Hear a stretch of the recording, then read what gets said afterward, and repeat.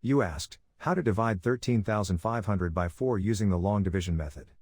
1 is too small. Use 13. 13 divided by 4 equals 3. 3 times 4 equals 12. 13 minus 12 equals 1. Bring down 5, making 15. 15 divided by 4 equals 3. 3 times 4 equals 12.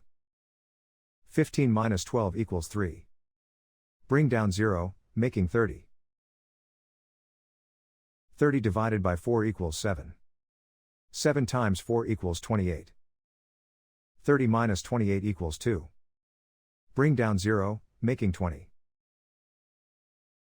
20 divided by 4 equals 5. 5 times 4 equals 20. 20 minus 20 equals 0.